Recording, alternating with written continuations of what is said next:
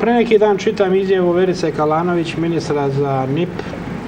Kaže da je vlada u periodu od 2008. do 2011. utrošila 6,7 milijardi eura za regionalni razvoj. Ko se to regionalno razvija? Gde je to? Jeste Da primetili? nismo ni jedno novo radno mesto otvorili. Ne samo u prošloj godini preko 100.000 radnih mesta. Čak da smo se ponašali po ovoj logici koju sprovodi Dinkić, po 10.000 eura po jednom radnom mestu stranim kompanijama, to bi bilo 670.000 novih radnih mesta. Ili da mi sprovodimo tu politiku, to bi bilo 1,5 miliona novih radnih mesta.